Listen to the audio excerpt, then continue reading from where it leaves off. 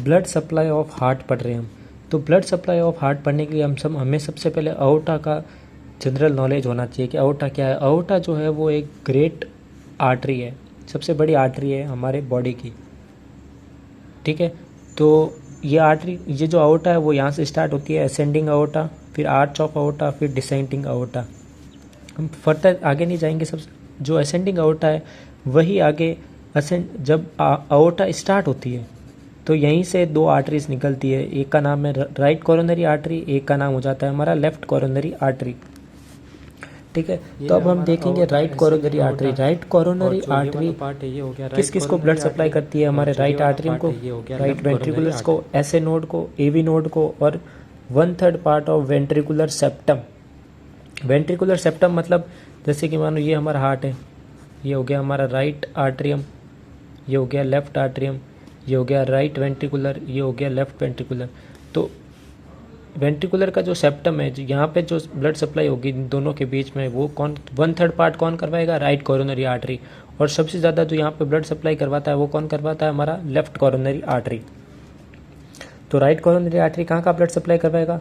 Right atrium, right ventriculars, SA node, AV node, 1/3 part of interventricular septum.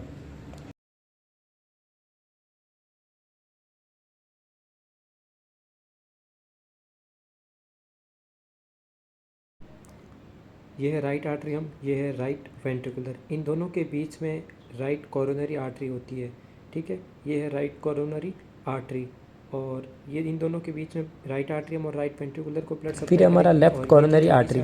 Left coronary artery के main दो branches होती है, एक होता है एंटीरियर इंटरवेंट्रिकुलर आर्टरी, एक होता है सर्कमफ्लेक्स आर्टरी, ठीक है। लेफ्ट कोरोनरी आर्टरी क्या कहाँ कहाँ ब्लड सप्लाई करेगी? हमारे लेफ्ट वेंट्रिकुलर्स में,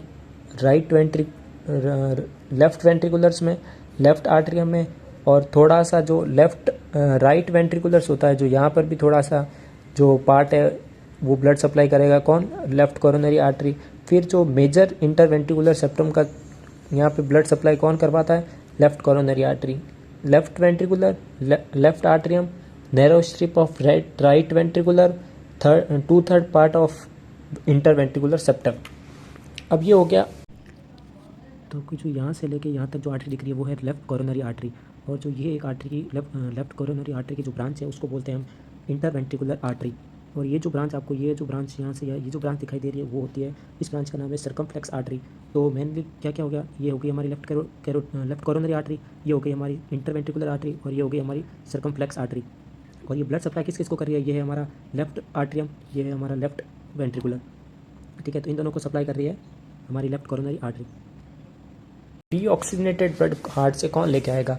सबसे बड़ी ग्रेट, ये है ग्रेट वेन ऑफ हार्ट जिसको बोलते हैं कोरोनरी साइनस। इसके भी 4 मेजर वेन्स होती है। एक का नाम है great cardiac vein, middle cardiac vein, small cardiac vein, और posterior vein of left ventricular.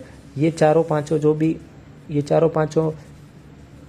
जो वेन्स है वो हार्ट से डीऑक्सीजनेटेड ब्लड लेके आएगा। Thank you.